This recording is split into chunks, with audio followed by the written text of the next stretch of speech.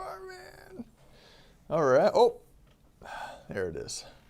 Welcome, Let's Talk Liberty. Oh, yeah. Let's see if we can do this, Sam B. Oh, no, this. That didn't really work out. Hold on.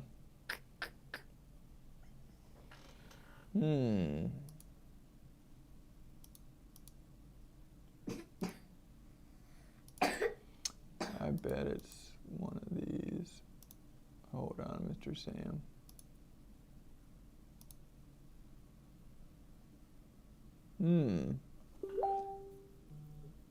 That one? Oh, yeah. Oh, yes. All right, now we go back to the full camera here. Oh, we got to hit start recording, Sam B. All right, we're on, man. We're live. How's it feel? Good. Feel pretty good? How are you doing? How's life? Good. What's your favorite thing on the farm? Do you like the goats? Yeah, and binoculars. One for my birthday. And Milak, Nat, Daddy said no.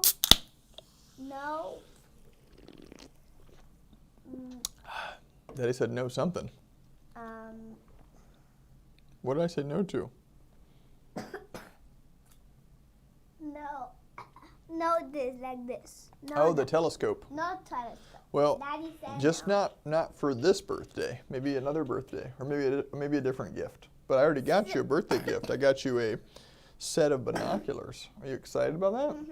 I'll fight the ghosts. Oh, Gamgee's not gonna bite my binoculars. No, Gamgee's not biting the binoculars. That's for sure. Gamgee's gonna stay here inside. What he don't bite the binoculars. Binoculars gonna go on new house. He can run. That's right. Or Oklahoma too. Oh, look, Uncle Judah's on. He said, hey, Sam. Say hi, Uncle Judah. Hi, Uncle Judah. All right, you ready to get into it, man? We're going to talk some liberty. Welcome. Let's talk liberty. Hope you're doing well. Hope you're having an awesome day. I wanted to do a shorter program today. I'm here with my man, Sam. And we're going to have some fun, huh, Sam? We want to talk about, hold on, let me go back to my main content page here. We want to talk about the political problem. And my goal, my hope in this is to, I'm not interested in accomplishing something that I have no influence to accomplish, that I have no power to accomplish.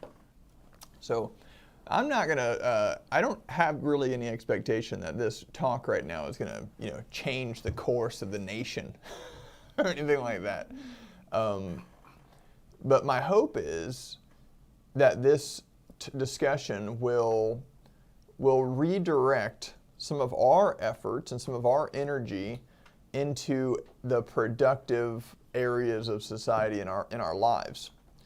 I've learned that engaging in the political realm is a waste of time. Not just a waste of time, but there are certain the incentive structure in that realm poses serious problems. And so we'll talk a little bit about it today, just to give you some understanding why it doesn't work. And I'd love to hear your thoughts as well. We're not, I'm not a doomsdayer in the sense of like the future stinks or anything like that. No, quite the opposite. The future is awesome. Jesus is returning for his church. It's going to be a glorious bride. I believe the solution to the problems that we face in this nation and in this world are found in the body of Christ, that the church of Jesus Christ is the solution. And so any moment that we're spending investing in something that's not that is sort of a wasted moment that it has a high opportunity cost.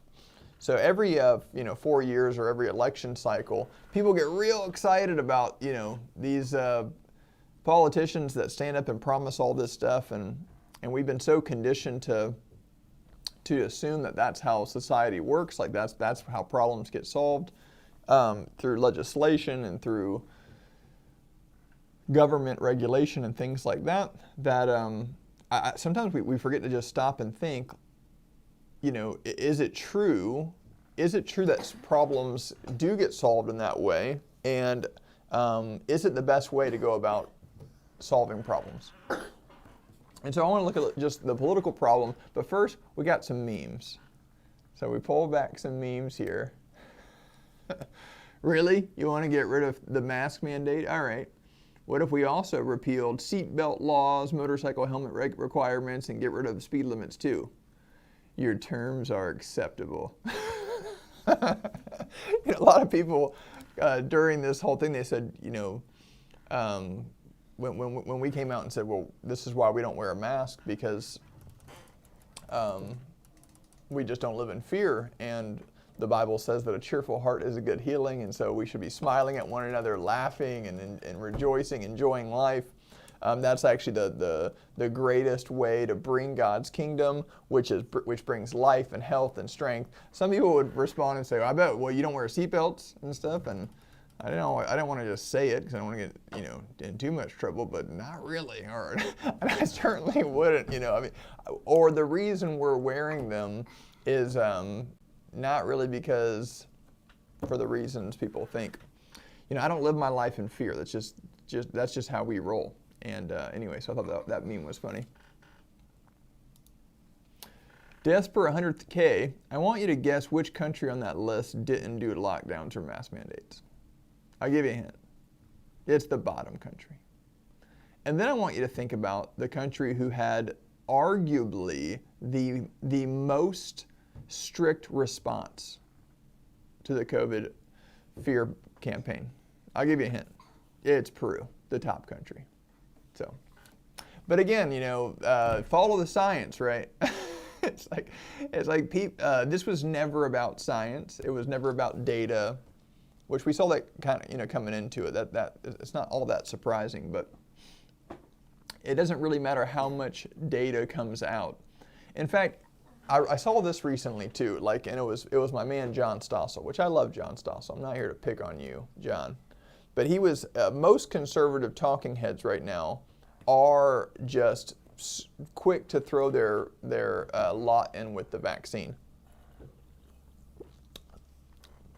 Shapiro did it the other day too, where he's like, look, I'm super pro-vaccine. I got it right away and all this stuff. And it's like, well, and again, I know that they're still kind of standing on the side of freedom in the sense of they don't want the mandates, which is great. Thank you for that. But to be super pro-vaccine, it's just a strange position to be, in my opinion. I mean, what they do is they look at a short-run graph, a very recent history graph, and they say, well, look, you inserted this treatment here, and then cases or deaths seem to go down. And of course, the graphs look all crazy. There's no real obvious moment of success or anything like that. But just for a second, I would like to just assume that they're right, that they've inserted this new treatment, and there seemed to be like an immediate impact, and maybe there's a drop of cases or a drop of deaths or whatever. Is that the whole story? When did people become such bad scientists? It's like it was like the mask mandate thing where they're like, well, we can prove that a piece of material blocks like a piece of bacteria from traveling from here to here, and therefore that the case is closed, man. We've done all the analysis we need, and this thing is good. It's like, is that the only thing you're measuring? Is that all that it means to look at this objectively, scientifically? Come on, what happened to unintended consequences? Think the curious task of economics is to demonstrate to men how little they know about what they imagine they can design, right? People get so puffed up and they get so focused on one narrow field of observation. They're like, well, look, I mean, it works. And it's like, yeah, but is there any other negative unintended consequences that you might not be even thinking about right now? It's just a strange, we live in a strange time where every scientific inquiry has been reduced to just this tiny field of focus. Like that's all that possibly could matter. Like in the mask mandate thing, what about the psychological effects? What about self-esteem impact. We predicted early on that this whole lockdown, mask mandate, closing the economy was going to lead to an increase in suicides and depression. And that was true, but it's not being talked about. It's not, apparently it doesn't matter. Like the only goal was to stop people from being harmed from this virus or whatever, and not all the other ways they can be harmed from the government reaction to the virus. Anyway, small rant, but it's like people become terrible scientists. His patience is wearing C. See, nobody cares.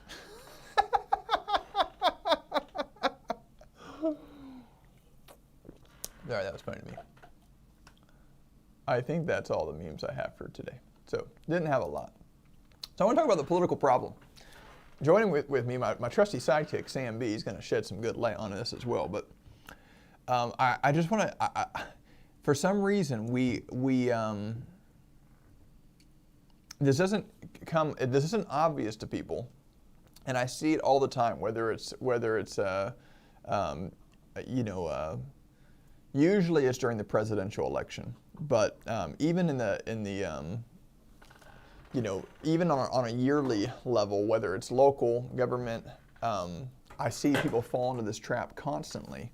And so let's just look at some of the reasons why the political realm is just not a good place to spend your time, your energy, your efforts. It's not a place where you're going to get a whole lot accomplished. I want you to imagine that you're in the middle of a game. Okay, now you're playing.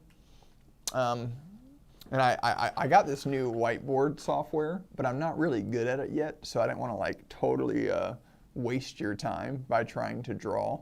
But I'm gonna practice. I'm practicing a little bit each day, and soon I'm gonna have a whiteboard companion with me so we can do some visuals. But imagine you're in a game, and the rules of your game. Okay, the rules of your game is to get your vehicle to your house, okay, and right now you're starting out at an unknown location, but again, you have a game that you're playing. Your rules of your game is to get your vehicle to your house. Maybe you have GPS, maybe you have a map system or something, but you have to, you have some information that you have to focus on. You have some task that you are hyper-focused on, right? And for you, it literally means life or death, right? So it's like you just have to get your car to your house. Okay, now, this is a big picture of life, right? So you're focused on your game. Your incentives in your life are built in such a way that it would be really unwise for you to stop focusing on your game. Your game is to get your car into your garage at your house, okay? And there's a lot of stuff that you have to deal with. There's frogs jumping around the road. There's other vehicle, other motorists. There's all this other stuff that you have to you're already dealing with all this other stuff. And for you to be a responsible, godly, good member of society, you need to get your car into your garage. Okay? Now, I want you to imagine that there are some people that are not playing their version of your game. In other words, they don't have a car that they need to get into their garage at home. No, they're actually just focused on messing with you. Now, you're not even aware that they're playing this game because you're so focused on your game. You have your mission ahead of you, and it's going to take all your energy. It's going to take all your time. If you really want to do your mission with all your heart and be successful in it, it's going to take all your bandwidth. You don't have extra bandwidth. Okay? Now, again, if you're a godly, good member of society. Now, if you're a busybody and you're lazy and you want to get into the affairs of other people, well, you kind of see where I'm going with this. But now there is a class of people that are not playing their own games, getting their own vehicles into their own garages in their own houses, but rather they've made it their business to mess with you and to design your road, to design your path home and all this stuff. And so one of the problems with one of the political problems is we think when we get information from the media, right, when we get information from the debate stage when we're listening to our representatives talk or whatever, we think we're on the same page as them and that we have the ability and the bandwidth to receive information and then to internalize it and then to make meaningful decisions, vote on things and put in our 2 cents. But no, you got to understand that they're playing a different game completely. They're focused on different things completely. They're 95 steps ahead of you. They're giving you information that keeps you basically distracted and usually in social issues that aren't going to be resolved through political means. So then it feels like you're doing something. It feels like you're up to speed. You're right on the you're right on the cusp of the most recent, most important decision. It feels like you're right. You're being productive and you're engaged. But no, you're not really. You're not even aware of the game that they're playing. You're not even aware of it because you're playing your game. You're trying to get your car into your house. You don't have the time and or bandwidth and or ability. You don't even have the access to even know the game that they're playing. So this is the political problem. Now it's in their best interest to make you feel like you're involved. You got to see that, right? So they have an incentive to make you feel like you're involved. So they give you choices. They give you things to fight about, to feel passionate about, to be on this side of or to be on this side of. But meanwhile, behind the scenes, the machine keeps growing. The printing press keeps printing. Their friends and their colleagues keep enriching themselves beyond greed into new places of power and absolute abuse. So we call this, there's different ways to talk about it. And again, if I had you got pictures there, huh? Who's that? Sammy. That's Sam right there. I like Sammy. Yeah, man, that's a good picture. There's different ways to talk about it, and maybe one day I'll try to draw that out because it would be helpful. But yeah, one way to talk about it is public choice economics. So public choice economics is the view that it's really not in your average Joe's self-interest. It's really not in the cards for us to learn everything we need to know to effectively engage in the political realm. It's just not. We're parents, we're teachers, we're whatever. We're trying to live our life, and again, in the analogy, we're trying to get that car parked into that garage, and that's a full-time job. There is no, there is no extra bandwidth for us to engage ourselves and to learn about all this other stuff. But you see, politicians, and the front politicians, the front runners, the people that end up being the face of the political apparatus, they have a different game as well. And it's not necessarily the one designing everything. No, usually the front politicians, the face of the movements, right, the people that you end up seeing, their game is to get reelected. So their game's a little different. Again, everybody is different. I don't want to just, it's not just binary. There's layers here, but there's the constituents, the people. We're playing our game, which is trying to provide for our friends, family, community, trying to be a positive influence in the world. Then you have politicians who are trying to convince us, right? They're trying to get reelected. They're trying to build their career. And you got to realize this, right? So they're going to conform to whatever they think is going to help them build their career.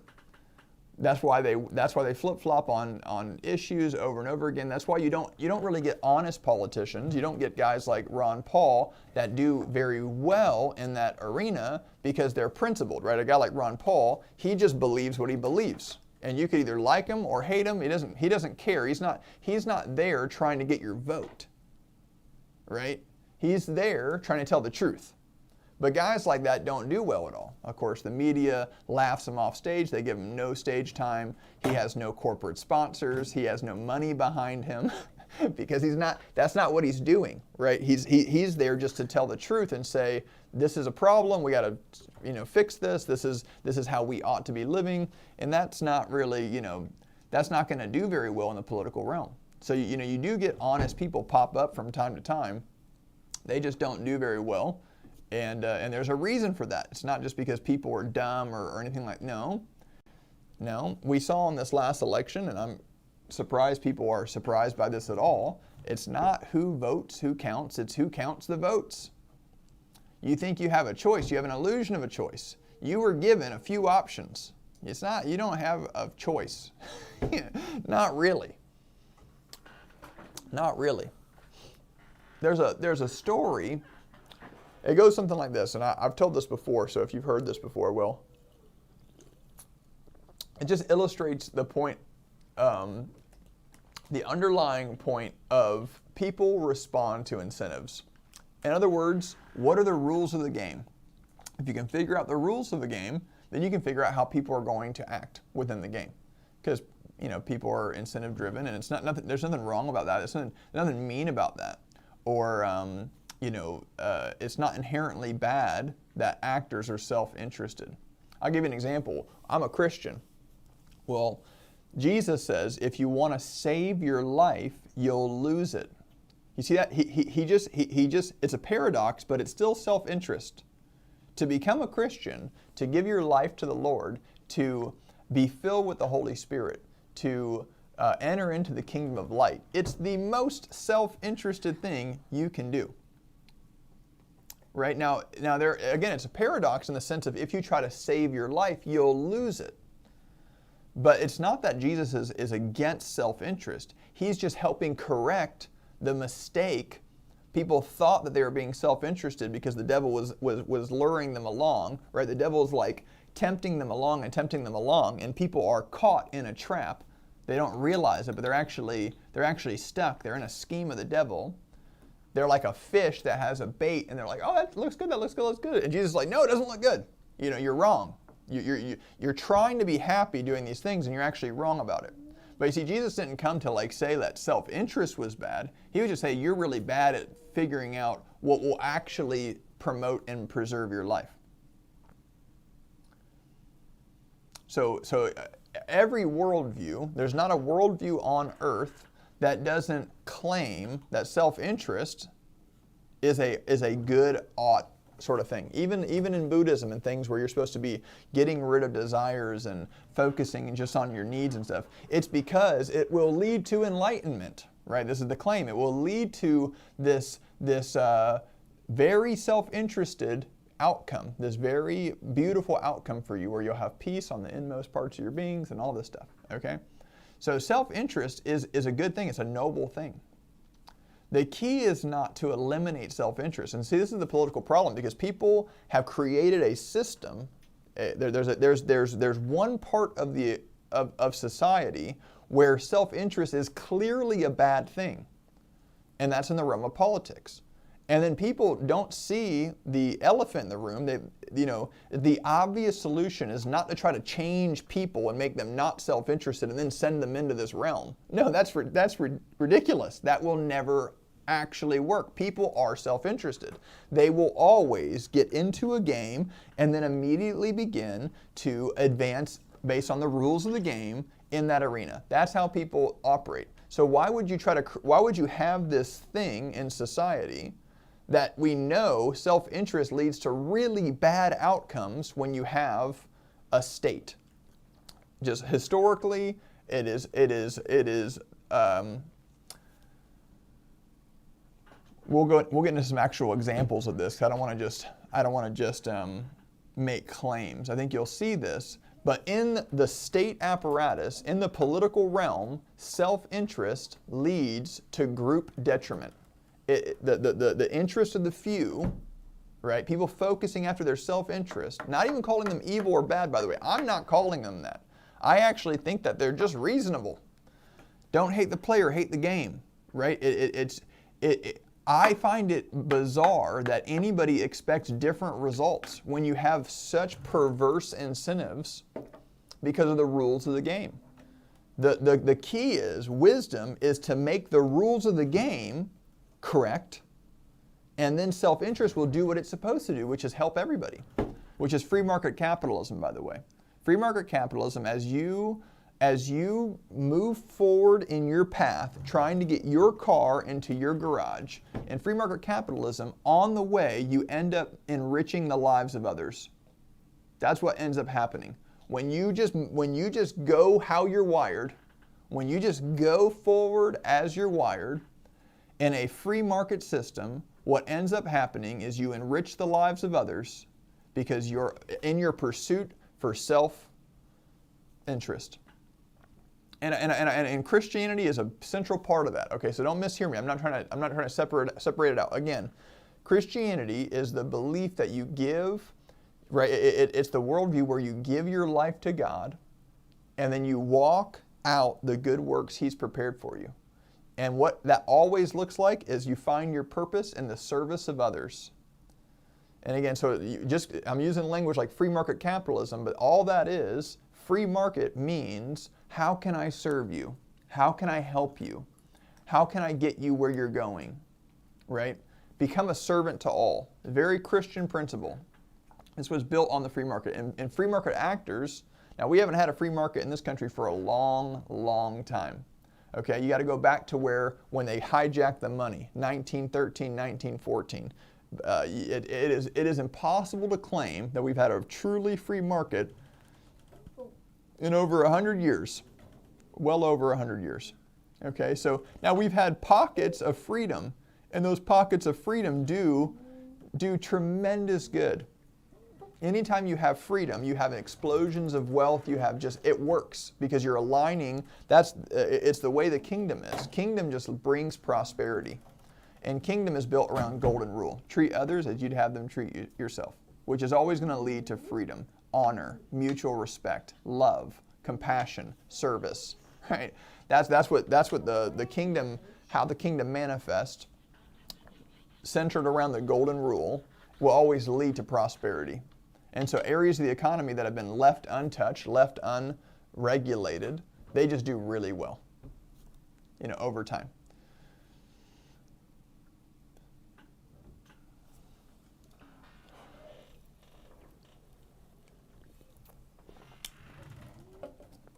So when you have something like a state, let me tell you this story, and this is going to illustrate the rules of the game, and then we're going to apply this to the political problem. And again, my hope here is not just to complain about what is, it's to divert your and mine and all of our future resources into kingdom activities, into gospel-centered activities, because that's where the solution that's where lives are changed, that's where people are reborn, that's where hearts are regenerated, that's where real change happens. And to stop engaging in the deception that the political realm is going to all of a sudden work this time. Never worked in the past, but this time is going to be different. We want to stop it. We got to put a stop to it. There's so many men of God that I respect greatly that still believe that the political realm we need to engage in it. Christians need to be in there. We need to be in there in the game. We're losing ground. No, it's just not the way. It's not the wisdom of God. It is the arm of the flesh. It only causes division. It only causes strife. And it puts us back. And so that's my hope. My hope with this teaching is just to inspire you to consider, what are we, let's not waste our time. Let's be wise with the time. The days are evil. Let's redeem the time and walk circumspectly. Okay, so there's two guys in the desert. Me and Sam will be the guys. There's Sam, and then there's me, okay? Now we're in the desert, and then there's this third guy that comes up, represented by this bubbly can over here. That colors are not very bright. It's a bright yellow cup of bubbly, by the way. We got pineapple bubbly. Okay. Now Sam is riding on his donkey, or camel rather. It's this blue chair. And I'm riding on my camel. Okay? It's this brown chair. And this guy comes up. He's like this wise sage. And he comes up and he says, "Hey, you guys got some fast-looking camels. I want to make a proposition. And he throws out a big bag of gold, and he says, whoever's camel's the fastest is going to win this bag of gold. And then we're like, well, that's a great, hey, let's do it, because I'm pretty sure my camel's going to smoke Sam's camel all day, every day, baby. Let's get this going. Let's get this camel race underway. What are the rules of the game? And this guy says, okay, well, the rules of the game are whoever's camel gets to that oasis out in front first wins the bag of gold. You ready to race? All right, let's do it, man. We're racing, man. I'm going fast. My camel is smoking Sam's camel, but all of a sudden, wait a minute, Sam's camel's starting to win. Oh my gosh, Sam, your camel's going fast, man. Better slow down. There's kids in this neighborhood.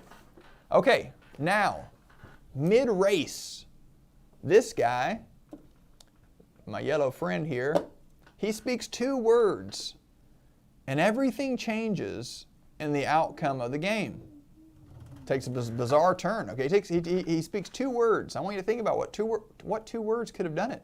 But what happens is the camels are going real fast, and all of a sudden the camels go slower and slower and slower and slower until they stop in the middle of the desert and they never make it to the oasis. What 2 words did this wise sage speak?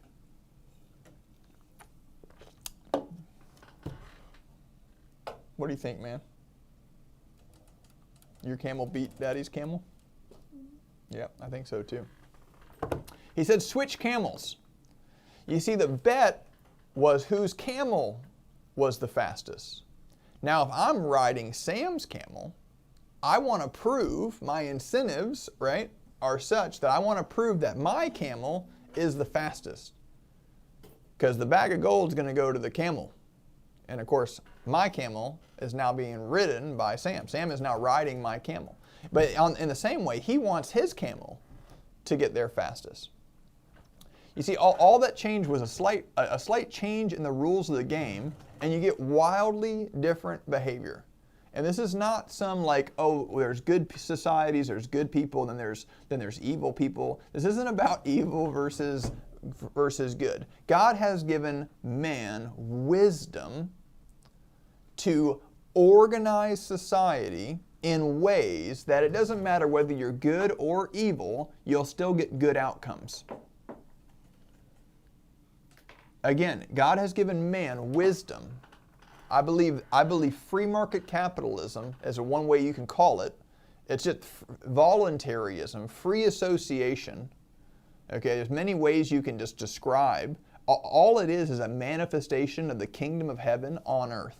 And it led to wealth creation. It led to a destruction of poverty. It led to better health outcomes. It led to explosions in life and adventure and joy that the world had never seen. Why? Because it aligned itself, it conformed itself to the wisdom of God, to the nature of God. When society reflects how God is, who God is, that in that way society prospers.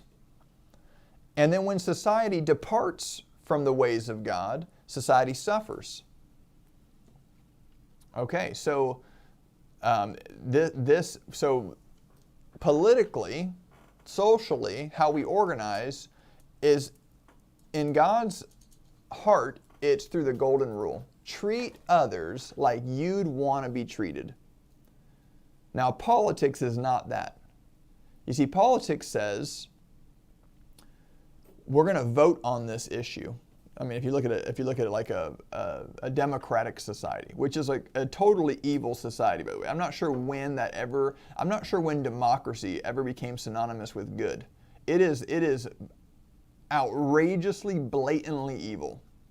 The minority is going to get smushed over by the majority. Why? Who ever thought that was good or noble? Why has that won on the highest public stage? Why are people championing democracy?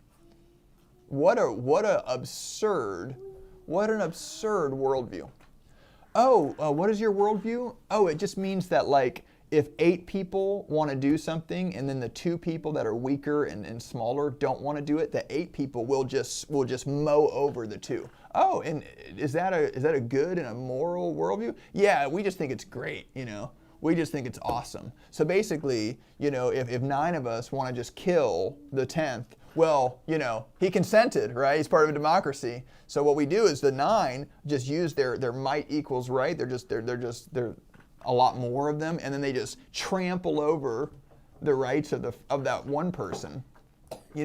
We claim in this economy, or in this world right now that we live in, to care about the minority, and then we champion democracy. What a contradiction! What a hilarious contradiction!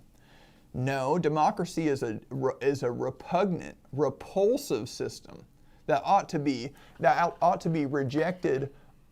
Full stop by Christians. It is disgusting. Theocracy is the only system that makes sense under the lordship of Jesus Christ. And under the lordship of Jesus Christ, you become servant of all. You lay down your rights. You lay down your life for the betterment of others under the perfect lordship of Jesus. And hey, until we completely see that manifest, what we start with, right? You start with the golden rule. And in the golden rule, that's how you organize society. And the thing about the golden rule is, you actually cannot find a situation where it falls apart.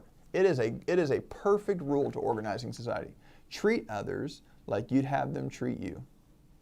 Well, take any issue that's being parroted out there right now, and then apply the golden rule to it. Here's where you'll land. I'll just do the work for you. You'll land in extreme libertarianism, where keep your hands off people, don't steal from them, don't hit them, don't force them, don't coerce them, don't force them to agree with you. No mandates, no lockdowns, no forces, no compulsion, right? Obviously, there's a place for defending the defenseless. Okay, that's fine. Libertarians aren't pacifists. I mean, some of them can be. I think I'm probably personally one in some ways, but it's not because I'm. I don't know. I mean, if somebody came after my family and my children, I think I'd probably not sit there and get in a philosophical pickle. I think I'd just take them out. So maybe I'm not a pacifist in every way. But when it comes to defending my rights or demanding respect or anything like that, no, I will willfully lay down my rights and my right to be heard or my right to win, because Christ compels me to do that. The love of Christ compels me. But in terms of how society is organized, libertarianism is what you end up with when you embrace the golden rule. And libertarianism basically is the belief that people should be free to make the choices that they make, so long as their choice doesn't infringe upon someone else's freedom. Now, that so long as their choice doesn't infringe upon someone else's freedom, obviously there's a spectrum there. And you can go to, right now we're on one extreme end of that spectrum, right? You're not getting a vaccine infringes upon my right because you have introduced some amount of risk to me because you don't, whatever, right? So that's the reasoning that they're using right now to say that we have the right to force you. If you want to participate in society, if you want to be a part of this, then you have to get the jab or whatever. So it is still, they're trying to stay, they're trying to make a philosophical argument. But I would always err on the side of freedom, big time. Like we even, my friend and I were talking recently about, there are some hard cases for the libertarian. I'll give you an example. You're sitting in your yard, and the guy across the street is playing with nuclear fusion, and he means well. I mean, he's not like a mass murderer. He's not even, his intentions are good actually, but the threat that he poses to every living thing around his house it's such an enormous threat that there's probably a place for preemptive defensive action against a person like that. Now, again, if you can always go through these thought experiments, but if you're sitting on an island somewhere And I always like the island economy. It's really helpful to think about. And you got 20 people, and after a plane crash, we all started to organize. Everybody's got their own thing going. A government, like a tax collector, never comes legitimately into that equation, right? 20 people, everybody's doing their own thing. Some people need more help than others. Some people are willing to help. Some people are not willing to help. Some people just want to do their own thing. They just want to go to their corner of the island, get some coconuts. They want to be isolationists. They don't even want to hear from anybody else. And I would say they probably have the right to do that. It's a sad existence, and we pray for them. We want to see them come into the community, but we're not going to force them. We're not going to force that person to come and play with us and to share with us. No, that's not moral. It's not moral to force somebody out of their isolation. But we could persuade them. We can, try through love, right, and through salesmanship. Hey, come on, man, it's great over here. Come join the party, right? So, but at what time do you cross a line and say, no, I don't just want you to join our society or whatever. You have to. When does that become okay? Like never, right? So even if the person is to their own harm, and this is where again you have to have the heart of God, because where do we get this from? Where do libertarians land on this allegiance to people's free will? And again, I'm not saying that it's good for them. You can actually look at a situation where someone's free will is going to kill them. We do this all the time as ministers of the gospel of Jesus Christ. You look at somebody and you realize that their free will, their choices they're making is going to ruin their life. It's going to end their life. And you're still not at liberty to force them against their will into the church. Because God doesn't do that to us. He honors our free will. Even He has perfect knowledge to know that the choices that we're making are going to destroy our lives. Oftentimes when we're in sin and when that way that seems right to a man and is destruction. But God has chosen to exercise self-control, even though you couldn't argue that someone has more love. God is love. He loves people more than they love themselves. And He still honors their free choice. And so in the same way that we do the same thing. We organize society around the nature of God. And God honors people's free choice. And so we ought to as well. But even in those hard cases, where that guy's playing with nuclear fusion, I still prefer risky, dangerous freedom over safe slavery. That's where I'm at on that equation. So I'd go hardcore extreme to the other end and be like, yep, I'd take defensive, if we needed to, I'd move away from that guy, I'd take defensive measures or whatever. But I don't, I don't see myself feeling real great about going and ending his life or something, or taking away all his freedom. And again, there are some tough philosophical hypotheticals. But I'd still, because of the principle of freedom and the principle of faith as well. See, that's another thing. When the gospel gets a hold of you, so much of the political problem is driven because of fearful people. Fear gets a hold of the hearts of people, and then they can't help themselves. They just want to control other people. Because why? Because they're afraid to trust an unknown future to a known God.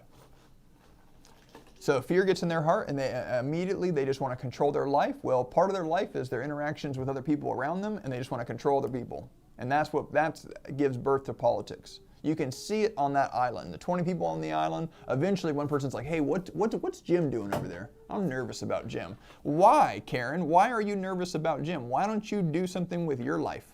Why don't you focus on what you're supposed to be doing? Why are you all of a sudden concerned about what Jim's doing? Well, when did that happen? And and that is the political spirit. Well, I think we should probably go check on him and make sure he's contributing, make sure he's doing the right thing. Why don't you stop? Why don't you get a life? So the gospel fixes even the political problem, because I don't think a spirit-filled Christian, I'm going to say something strong, but I'm going to say it. I don't think a spirit-filled Christian will find themselves comfortable in the political sphere. In the same way that I don't think a Spirit-filled Christian is going to say, you know what? I see that the mafia is a really bad organization. It's built on like bad principles. You know, like they literally they steal in order to exist. Like they don't create anything. They steal money from the productive working people around them. That's what they do. They're literally parasites, and they come in. They don't make anything. They just sit in a healthy place, a healthy body, and they engage in parasitical activities like taxation and threats of violence. Right? I'm describing the mafia, but it's the government as well. It's the same exact. There's nothing different philosophically about those two organizations. One of them we think is bad because they, you know, are called bad by the larger mafia. But it's the exact same thing principally. There's no difference in how they actually operate. You know, the government wasn't voluntary, never was. Go look, if you want to just have some fun, look at the first 20 elections, how many people participated in the elections. We're talking a couple thousand people out of millions of people that lived here. Okay, it wasn't like everybody got together back in 1776 and was like, hey, let's start a country. All right. No, that's not how it happened. A very, very small group of people were making decisions for the masses. And the masses are spread out, by the way. Okay, sweetie. Oh, thank you. Okay, sit down. It's all dirty, man. Yeah, don't get me all dirty, man. The masses are all spread around just trying to live their life. They're trying to park their car in their garage. And they don't have time to rally up a local militia to fight the parasite from growing. They're just trying to get their car from where it's at to in the garage. And that's a full-time job. You look at 1776, you got farmers spread out all over this country. They're not all coming together like, let's talk about building a country. No, it's not happening. That's not how it happened. That is absurd. So there was never consent. There was never consent to start the United States federal government. That never happened. It's absolute deception to think there was. Sam, get out of there, man. I'm going to tickle punch you, man. Speaking of taxes. Oh. All right, we'll get going soon, Sam. I know what he's saying. He's like, all right, Dad, you're ranting about government stuff way too much. Almost done here.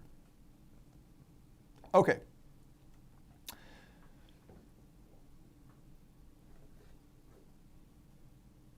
So, you wouldn't, as a Christian, as a Holy Spirit-filled Christian, I don't think you'd say, you know what? The mafia, it's just an organization that's got to stop. Or at least let's make it smaller. You know what I mean? Like, maybe not let's get rid of it. Like, I still want some just like brutalizing and threats of violence and coercion and killing. I still want a little bit of that in society. But let's make it smaller. You know what I mean? So I don't think you'd conclude as a Spirit-filled Christian, I think the best thing I can do is join the mafia. Okay? I'm going to join. I'm going to come in and work my way up the ranks until I'm at a place of influence. And then I'm going to say at the place of influence, hey guys, what we're doing is wrong. No, that's not how you get rid of an illegitimate institution. You don't look at slavery and say, oh, you know what, this is really bad. But instead of just like denouncing it, full stop, aggressively, often, constantly saying this is wrong, we shouldn't do this, you shouldn't tax, you should not steal. The scripture says, let the thief steal no more. Matthew didn't get born again out of tax collecting and then go be a tax collector again. No, tax collecting is sin. Tax collectors and sinners, they're always said together. It's not like Jesus is confused. You're not supposed to be stealing through the threat of violence from people. That is antithetical to the nature of Christ. It's not good. It's not godly. Oh, man.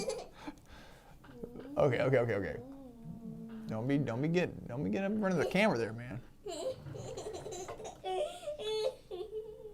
Sam's having a good time. So I don't think you'd have a Spirit-filled Christian go, you know what? I think we should join the mafia, work our way up, and then dismantle the mafia. No, just like slavery. The abolitionists would not have done well if they said, you know what? We're going to just own a bunch of slaves, And then we're going to be like, we're going to be a big time voice for the pro-slavery movement. That way we can get some influence. We can get established inside that system, and then we'll speak out against it. No, the way you correct an injustice in society is you often and aggressively speak out against it. Often and aggressively. You continually make it about the moral issue, which right now, sidebar, but this is a funny one for me, so I'm going to share it. Right now, the discussion, this is why Shapiro and guys like that are dangerous, in my opinion. Now, I'm not saying I don't watch them, because I do watch them sometimes. I'm hungry. You're hungry? All right, we'll get out here in 5 minutes, okay? I do still watch them. Hey, Sam, nope, don't do that, okay? Yep, you can chill with Daddy. I still do watch them sometimes, so and sometimes they're on, okay? But what they've subtly done is they've made the vaccine discussion not about a moral question. They've made it about an effectiveness question. I think that's really dangerous and really stupid. Okay, so they just subtly said, well, it works. I mean, of course, vaccines work. I mean, we're pro-vaccine. We're all this stuff, and they're not actually asking the question: should we do this? Do we have the authority and the moral right to alter our bodies in this way? And not even to mention, by the way, which you should mention, how did the vaccine get created in the first place? Because if it was born out of evil, we shouldn't be doing it. If it came out of an aborted fetus, tissue from an aborted baby, if that's how the COVID vaccines came to be, that's a problem. And the Christian that's taken the jab probably doesn't even know that. And that is a problem. That's an issue.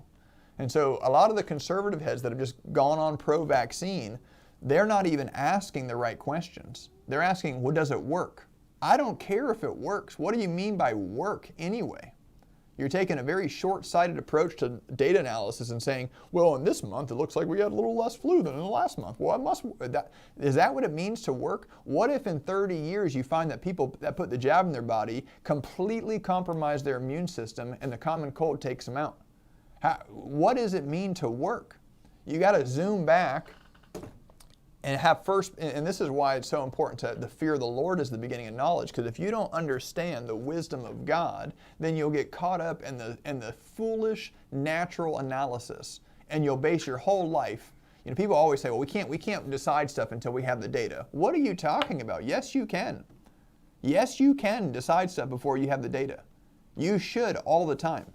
Well, we're not sure, killing your neighbor might actually, we don't have enough data, it might actually lead to longer term satisfaction in life. Well, you don't have to do the data. I can help you. Don't do that, because you're breaking a moral law, and I don't have to wait until the data solves why that's bad. I can know a priori now. Don't break moral laws, right? And so, small tangent, but I find that with the political sphere, we need to take the same approach. The approach is not whether it works or not. The approach is not whether, again, people are just so focused on, for now the discussion, at least in the moment, is taxing the rich or whatever. You gotta stop, okay, bud? Or I can't have you on with me if you do that, okay? I love you so much, but you gotta sit, okay? Here, take some bubbly. Bribing them with bubbly. You better believe it. I'm not above that. I'll bribe my child with bubbly right now, on air, in front of the world to see. And look at it, it works. He can't even talk. Nope, can't even. He's mesmerized by that bubbly. You like it? Come on, man, give me some. That's good. What about this one? Oh, that's an empty bubbly can. We're living like, look at that. Let's just put our fallen soldiers right there. There we go. Looking cool, man. Sorry, I forgot where I was at. Took a break.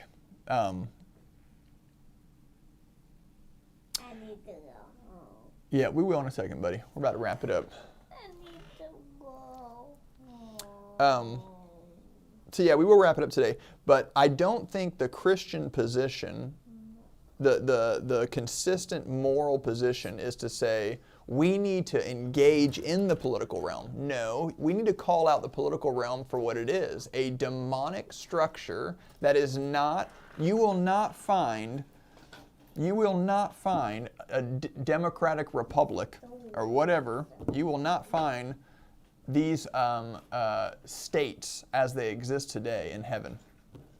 No, you will not find taxation, you will not find bullying, you will not find mandates and coercion, and all the divisiveness. It doesn't exist. So I think what the Christian needs to do is aggressively and openly and often point out the gun in the room, that force, because that's what it ultimately is. Look, I would never dream of forcing you to agree with me. I'm a believer in Jesus. It means that I believe with all my heart that if you don't accept Jesus Christ and what He's done, His finished work on the cross, if you don't accept that sacrifice, then you have no atonement for sins, which means you're still dead in your sin, which means you're not even alive. It means that you're already on your way to hell. You're already on that path. It's not like you're going to be sent there one day. You're already going. And so only by the blood of Jesus can you be redeemed, bought out of slavery, brought into light, brought into freedom, brought into the abundant life that Jesus has come to give. And I believe that with all my heart, but I would never force you to agree with me. I could persuade you. I could plead with you and say, please look at a life that has accepted Christ, and then look at a life that hasn't. Look at my life before I accepted Christ and my life after. What the Lord has done. Look at what faith has accomplished. Look at what grace means in someone's life, right? I can persuade you, I can sell it to you, but I can't force you. That is so ungodly to force you. But that's what politics is. I know you disagree with me, but we're just going to force you. And if you don't comply, we're going to kill you. Because that's ultimately what government is. Government is force. The state is force. Now, there are tons, I just want to end with this thought because it's a common misunderstanding. We are not, I know it's going to sound a little contradicting. Hear me out. We're not anti-government. We're anti-state, right? We're anti-force. Government is born around us all the time in a voluntary way, and it's beautiful. Happens all the time. Most of the government that you're exposed to in your life is voluntary. You have consented to it, which means it's not burdensome or ugly or aggressive in your life. I mean, when you walk into a store, you're playing by the rules voluntarily. You're underneath a governmental structure, and it's godly and it's good. Again, it's born out of the character of God, and it works. You walk into a cruise ship, and there's pretty intense government, but it's all voluntary. It's all good. It's all beautiful. And you know what? If you don't like it, you don't have to participate. You don't have to participate. And that makes it such a beautiful relationship. When you have the freedom and the ability and the power to withdraw, then it keeps that other person that's providing the governmental services, it keeps them on their best behavior. Recently, we're trying to put electric on our property. We got a new house coming in. Well, it's a heavily regulated industry. What does it mean? There's only one electric company, and no one else is allowed to compete. Oh gosh, that's going to lead to great results. Let me tell you why. No, that's government. That's what it is. Government is force that stops people from entering industries. It protects monopoly. It creates monopoly by definition. And what happens is when you do that, now that electric company has no incentive to serve us. Zero incentive. What's my recourse? What do I do? If they say, oh, it's going to be 8 weeks, man, we got nothing for you, what do I do? What do I complain to? And what does it accomplish? You see, if there was 3 electric companies, and then one electric company said, it's going to be 8 weeks, bro. And I said, oh, okay, cool. See you later. And I can go to their competition and say, hey, what do you guys have available? And they said, oh, we can get you next week. Well, you see, now I had power to immediately withdraw my support from that company and go to a different company that I thought was going to honor me more. And what it did is I silently exercise power that led to better relationships all around. Because now if that person's operating in just grotesque sin and laziness, well, now they have an actual cost associated with their laziness. But when they're in bed with the government and it's the only option you have, there's no cost. They just do whatever they want because you got no choice. And we'll talk about this more, but the main thing, I know my man Sam is ready to roll, so we're going to get out of here today. But the main thing I wanted to talk about is why it's not the people's fault that are inside the system. They're just trying, in their own way, they're just trying to get their car into their garage. But the rules of their game are perverse, and they're set up in a way that it actually hurts the rest of us when they're just trying to do what's best for them and their family. And so what we try to do with insider trading and all this anti-corruption stuff, what we try to do is we try to make the kinds of people no longer want to get their car into their garage.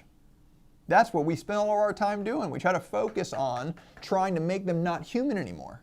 It's like the communist dream of creating a new man, and then it'll work.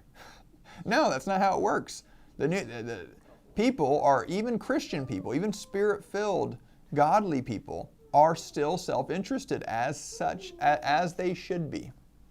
And our responsibility, in terms of our societal responsibility, is to promote, to promote systems that use God's wisdom and account for the nature of reality. And only in free market capitalism can someone's self-interest be a blessing to others. And that's the system that we ought to fight for. So, love you all very much. Hopefully this was a fun talk. And we'll get back on soon and talk more about it, because I'm going to get my whiteboard skills figured out, because drawing, man, if we're talking about that island economy right now, I could have drawn all sorts of cool stuff up. But I still got to practice with that pen, because I'm not great with the stylus right now. Have a blessed day. If you don't know Jesus, know Him. Just ask Him into your heart. He's the best. He'll change everything about your life. And He's really the only hope we got, right? So do it. If you guys have any questions, comments, concerns, please feel free to reach out. We'd love to, here, let me see if I can go here. Yeah, we'd love to hear from you. So go to letstalklibertytoday.com and drop us a line. Love you all very much. Until next time.